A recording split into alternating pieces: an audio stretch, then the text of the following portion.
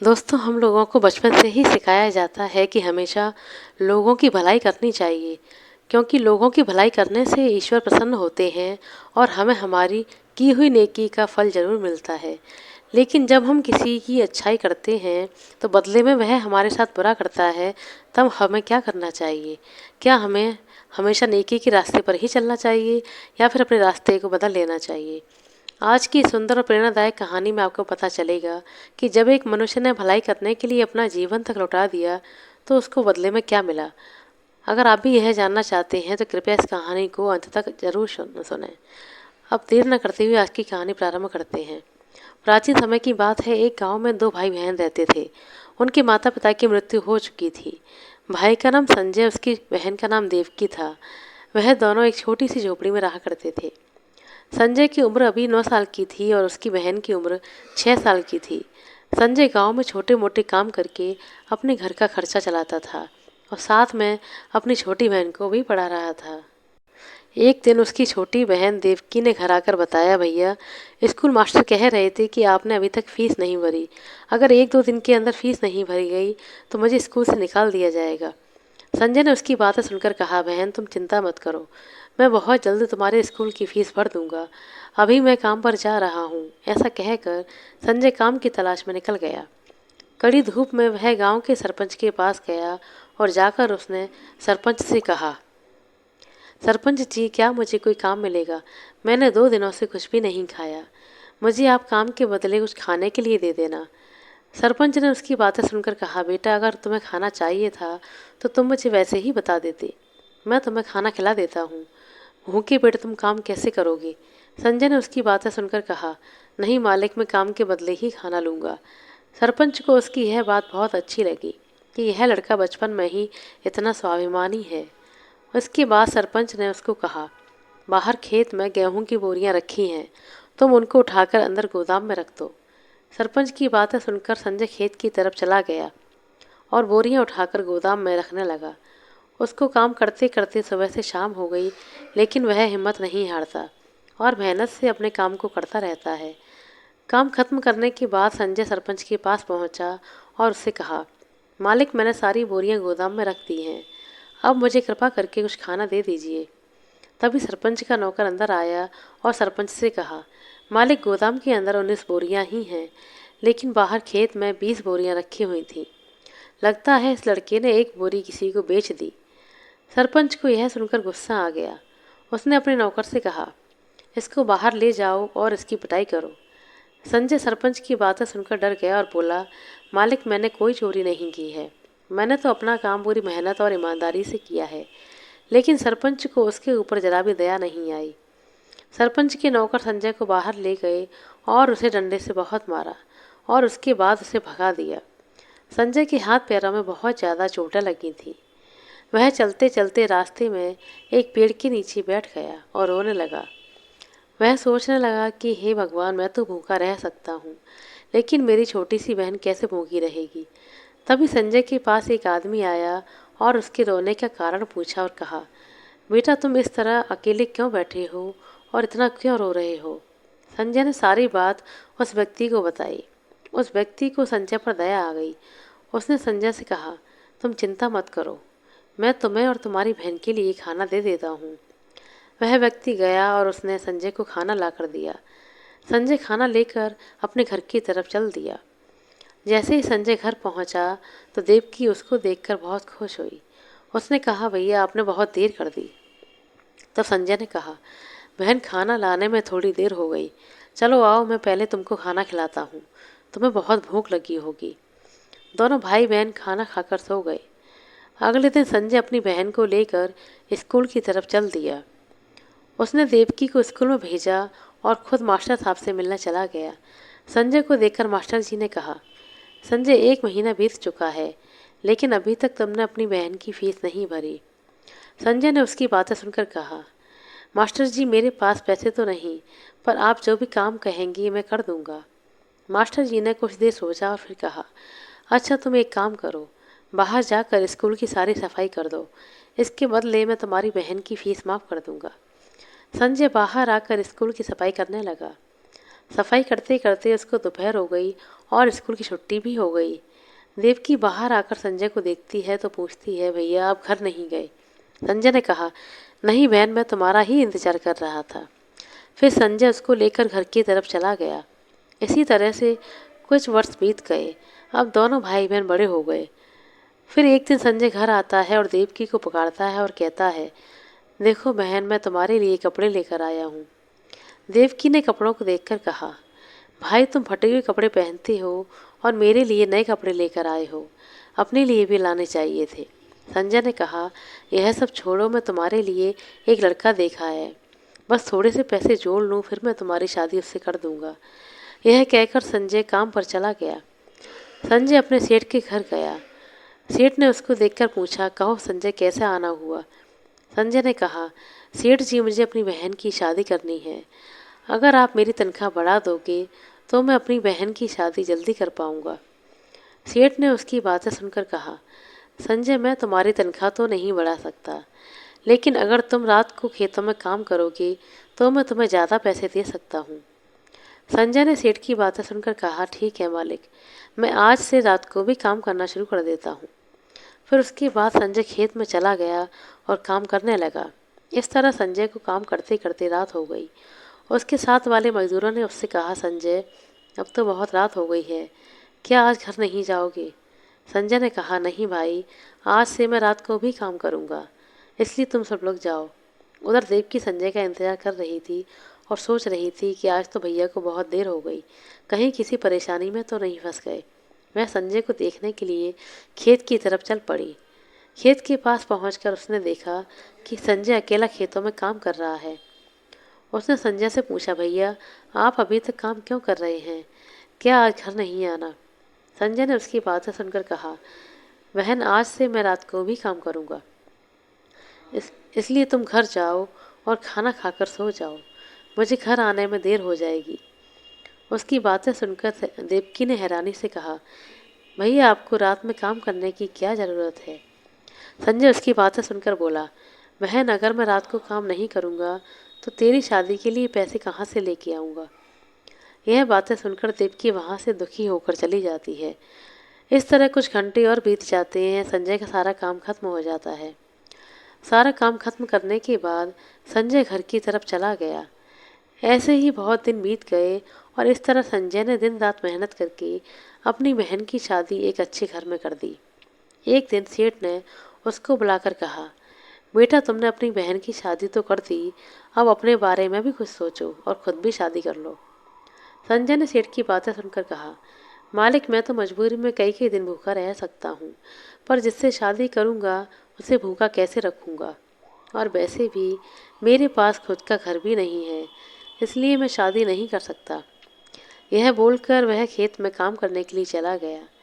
संजय को दिन रात काम करने के कारण काफ़ी कमजोरी आ गई थी।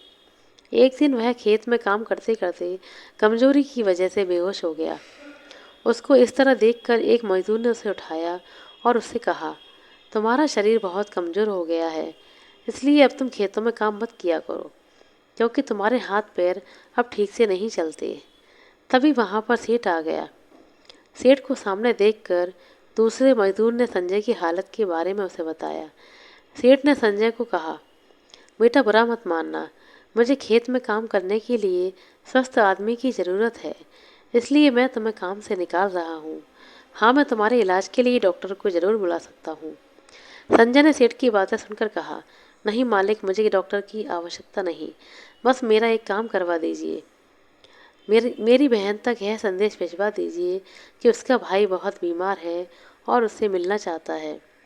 सेठ ने नौकर को बुलाकर संजय का संदेश उसकी बहन तक पहुंचाने के लिए कहा।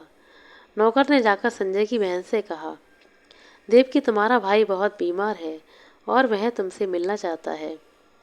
उसकी बातें सुनकर देवकी ने कहा, मुझे घर में बहुत काम है, इसलिए मैं नहीं आ सकती। उसका इस तरह से रूखा सा जवाब सुनकर नौकर वापस गांव चला गया। नौकर ने घर जाकर संजय से कहा, संजय मैंने तुम्हारी बहन को तुम्हारा संदेश दिया था, लेकिन उसने आने से साफ मना कर दिया। संजय उसकी बातें सुनकर बहुत मायूस हो गया, लेकिन फिर भी वह बोला, हो सकता है मेरी बहन को ज़रूरी काम हो, संजय ऊपरी मन से तो यह बात कह रहा था, लेकिन अंदर से यह बात सुनकर बहुत दुखी हो गया था। वह सोच रहा था कि अब उसका आगे पीछे कोई भी सहारा नहीं है। कुछ सालों के बाद देवकी के घर संतान जन्म लेती है। इस मौके पर उसके घर में एक बहुत बड़ा समारोह होता है। वह अपने भाई को इसके बारे में बताती तक नहीं। अगले दिन संजय कहीं जा रहा था, तभी रास्ते में सेठ का नौकर उसे मिला। नौकर ने संजय को देखकर कहा कि तुम यहाँ क्या कर रहे हो? तुम्हें तो अपनी बहन के घर होना चाहिए था। संजय उसकी बातें सुनकर बोला, क्यों मुझे अपनी बहन के घर क्यों होना चाहिए था? मैं भला वहाँ क्यों जाऊँगा? आज कुछ खास बात है क्या? तब नौकर ने संजय को बताया कि तुम्हारी बहन के घर बेटा हुआ है, जिसके कारण आज उनके घर में बहुत बड़ा समारोह है। संजय उसकी बातें सुनकर हैरान रह गया। वह सोचने लगा, इतनी बड़ी खुशी की बात, और उसकी बहन ने उसे बुलाया तक नहीं। फिर उसने नौकर से कहा, हो सकता है इतने लोगों की भीड़ में मेरी बहन मुझे बुलाना भूल गई हो। चलो कोई बात नहीं, मैं तो अपना फ़र्ज ज़रूर पूरा करूँगा। इसलिए मैं अपनी बहन और भांजे के लिए नए कपड़े लेकर जाऊँगा। मुझे इस तरह से अचानक देखकर मेरी बहन बहुत खुश हो जाएगी। संजय अपने पड़ोसियों से पैसे उधार लेकर अपनी बहन और भांजी के लिए उपहार लेकर आता है। अपनी बहन के घर के दरवाजे पर पहुंचकर उसने अपनी बहन को आवाज़ लगाई। बदले में घर के दरवाजे पर एक नौकरानी आती है और उसको भिखारी समझ लेती है और उससे कहती है, क्या हुआ भैया, आपको खाना चाहिए क्या? संजय उसकी बातें सुनकर बोलता है, नहीं बहन जी, मैं भिखारी नहीं हूँ, मैं तो अपनी बहन देवकी से मिलने आया हूँ। नौकरानी देवकी को बुलाने अंदर चली जाती है। संजय सोच रहा था कि मेरी बहन मुझे देखकर बहुत खुश होगी। उसको बहुत भूख लग रही थी। वह सोच रहा था कि बहन के घर से खाना खाकर ही जाऊंगा। नौकरानी ने अंदर जाकर देवकी से कहा, बाहर फटे पुराने कपड़े पहने एक आदमी आया है, बोल रहा है मैं अपनी बहन देवकी से मिलने आया हूँ। देवकी ने उसकी बातें सुनकर कहा, तुमने उसको अंदर तो नहीं बुलाया? फिर वह नौकरानी को वहीं छोड़कर बाहर चली गई। संजय अपनी बहन को देखकर बहुत खुश हुआ। उससे पूछा, बहन तुम यहाँ खुश हो? यहाँ तुम्हें कोई परेशानी तो नहीं है? देवकी ने उसकी बातें सुनकर मुंह बनाकर कहा, भैया आपकी तो कोई हैसियत नहीं है, कम से कम मेरी इज्जत का तो ख्याल रखते। आप अपने कपड़ों को देखो, बिल्कुल भिखारी लग रहे हो। संजय उसकी बातें सुनकर अपने आप को बहुत अपमानित महसूस करने लगा। वह बोला, बहन तुम ऐसा क्यों बोल रही हो? मेरी ऐसी हालत बीमारी की वजह से हो गई है। अब अगर मैं आखिरी समय में तुमसे मिलने आ गया तो मैंने कुछ गलत किया है क्या? देवकी ने उसकी बातें सुनकर कहा, ठीक है, अब तुम जाओ यहाँ से। संजय उसकी बातें सुनकर बोला, बहन अगर मैं तुमसे कुछ मांगूं तो मुझे दोगी क्या? देवकी सोचने लगी, यह भिखारी कहीं पैसे ना मांग ले। फिर बोली, देखो संजय, चुपचाप यहाँ से चले जाओ, मेरे पास पैसे नहीं हैं। संजय उसकी बातें सुनकर बोला, नहीं नहीं बहन, मुझे तुमसे पैसे नहीं चाहिए। चलो ठीक है, अब मैं जा रहा हूँ, तुम अपना ख्याल रखना। संजय देवकी के घर के पीछे जाकर सो गया, क्योंकि कमजोरी के कारण वह काफ़ी थक गया था। सुबह से शाम हो गई। अब संजय को बहुत भूख लग रही थी। वह मजबूरी में फिर से अपनी बहन के घर गया और देवकी को बुलाने लगा। नौकरानी ने जब उसे देखा तो देवकी से जाकर कहा, वह भिखारी फिर से आ गया है और तुम्हें बुला रहा है। देवकी ने उसकी बातें सुनकर कहा, उस भिखारी को डंडे मारकर भगा दो।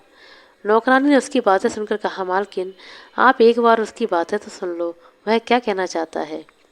देवकी उसकी बात सुनकर बाहर चली गई और जाकर उससे पूछा, अब क्या हुआ, क्यों चिल्ला रहे हो? संजय उसकी बातें सुनकर बोला, बहन मैंने 2 दिन से कुछ नहीं खाया, तुम मुझे थोड़ा सा खाना ही दे दो, नहीं तो मैं भूख से मर जाऊंगा। देवकी संजय को एक कमरे में ले गई और बोली, मैं तुम्हारे लिए खाना लेकर आती हूँ, लेकिन तुम इस कमरे से बाहर मत निकलना। संजय बोला, हाँ बहन, मैं बाहर नहीं निकलूंगा। देवकी बाहर से दरवाज़ा बंद करके चली गई और अपने बेटे के समारोह में मगन हो गई। वह अपने भाई को पूरी तरह से भूल गई और यहाँ संजय भूख से तड़प रहा था। उससे भूख बर्दाश्त नहीं हुई तो वह ज़ोर ज़ोर से दरवाज़ा पीटने लगा। तभी नौकरानी ने दरवाज़ा खोला और संजय चुपचाप वहाँ से चला गया और चलते चलते कमजोरी के कारण गिर गया और बेहोश हो गया। अगले दिन उसे होश आया तो उसने देखा कि वह एक जंगल में है।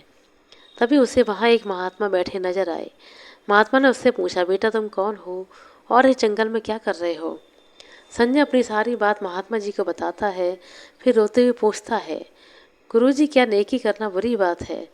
मैंने तो अपना सारा बचपन अपनी बहन की सेवा में लगा दिया, लेकिन उसके बाद भी मुझे क्या मिला? क्या मैंने कुछ गलत किया था? महात्मा को उसके ऊपर दया आ गई। महात्मा ने उससे कहा, बेटा तुमने अपनी तरफ से तो नेकी का काम किया है, लेकिन बदले में अगर कोई बुरा करता है तो तुम्हें उसका बुरा नहीं सोचना चाहिए, बल्कि अपने नेकी के रास्ते पर ही चलना चाहिए। क्योंकि नेकी के रास्ते पर चलने वाले को शुरू में कुछ परेशानियां अवश्य आती हैं, लेकिन अंत में परमात्मा उसका भला ही करता है। फिर उसके बाद महात्मा ने उसे खाने के लिए एक टोकरी में कुछ फल दिए और कहा, रास्ते में इन्हें खा लेना। संजय महात्मा जी को धन्यवाद देकर वापस चल दिया। संजय घर पहुंचा और फल खाने लगा तो उसने देखा कि टोकरी में फलों के नीचे हीरे मोती पड़े हुए थे। संजय इतने सारे कीमती पत्थर देखकर हैरान रह गया। वह सोचने लगा कि वह महात्मा कोई साधारण महात्मा नहीं थे, वह जरूर कोई भगवान के अवतार थे। उसने मन ही मन महात्मा जी को धन्यवाद दिया और कुछ ही दिनों के अंदर संजय नगर का सबसे धनवान आदमी बन गया। उसे अब किसी भी चीज़ की कमी नहीं थी। वह गरीब और ज़रूरतमंद लोगों की मदद जरूर करता और उनको कोई भी परेशानी होती उन परेशानियों को दूर करता। और उधर एक दिन देवकी का बेटा बहुत बीमार हो गया। उसके इलाज में बहुत सारे पैसे खर्च हो गए। वह बहुत परेशान रहने लगी। तब एक दिन नौकरानी ने उससे कहा, मालकिन मैंने सुना है कि आपका भाई बहुत धनवान हो गया है। अगर आप अपने बेटे को लेकर उसके पास जाएंगी तो वह आपकी मदद अवश्य करेगा, क्योंकि उसके घर से कोई भी खाली हाथ नहीं वापस आता और आप तो उसकी बहन हो। देवकी उसकी बातें सुनकर बोली, अब मैं उनके पास किस मुंह से जाऊं? जब उनका बुरा वक्त था तो मैंने उनको इतना अपमानित करके घर से बाहर निकाल दिया था। वह भला मेरी मदद क्यों करेंगी? देवकी की बातें सुनकर नौकरानी ने कहा, मालकिन आपका भाई बहुत ही दयालु है, आप एक बार उसके पास जाकर तो देखो। तब देवकी अपने भाई के घर मदद मांगने के लिए चली गई और जाकर संजय से कहा, भैया मेरे बेटे की तबीयत बहुत खराब है, क्या आप मेरी मदद कर सकते हैं? संजय बोला, बहन तुम्हें यहाँ देखकर मुझे बहुत खुशी हुई। मुझे बताओ क्या हुआ मेरे भांजे को? उसका पूरा इलाज मैं करवाऊंगा, चाहे कितने भी पैसे खर्च हो जाएं। अपने भाई की बातें सुनकर देवकी को बहुत शर्मिंदगी महसूस हुई, लेकिन संजय ने उसे कुछ भी महसूस नहीं होने दिया। उसे घर के अंदर ले गया और बहुत सेवा की। उसने देवकी को बेटे के इलाज के लिए बहुत सारे पैसे भी दिए, साथ में एक चिट्ठी भी दी। चिट्ठी को देखकर देवकी ने पूछा, भैया यह क्या है? संजय बोला, बहन यह एक चिट्ठी है जिसे तुम घर जाकर पढ़ना। देवकी घर आकर चिट्ठी को पढ़ती है। चिट्ठी में लिखा था, बहन इंसान के लिए पैसा ही सब कुछ नहीं है और शायद पैसे के घमंड में तुम मुझे भूल गई। मैंने बचपन में भूखा रहकर तुम्हें खिलाया। मैंने तो पढ़ाई भी नहीं की, लेकिन पैसे ना होने के बावजूद तुम्हें लिखाया पढ़ाया। 9 साल की उम्र में मैंने मेहनत करके यह सब कुछ किया और तुमने मेरे बुरे वक्त में मुझे 2 रोटियां तक नहीं दी। चिट्ठी पढ़कर देवकी बहुत दुखी हुई और रोने लगी। उसकी आंखों में भाई का बचपन नजर आने लगा। दोस्तों, इस सुंदर कहानी से हमें शिक्षा मिलती है, हमें कभी भी अच्छाई का रास्ता नहीं छोड़ना चाहिए, चाहे कोई हमारे साथ कितना भी बुरा क्यों ना करे। परमात्मा हमें हमारी नेकी का फल अवश्य देता है। हमें बिना किसी की परवाह किए हमेशा नेकी के रास्ते पर ही चलना चाहिए। अगर आपको हमारी कहानी अच्छी लगी हो तो कृपया लाइक कर दें, शेयर कर दें। चैनल पर नए हैं तो सब्सक्राइब कर लें। अपना कीमती समय देने के लिए बहुत बहुत धन्यवाद।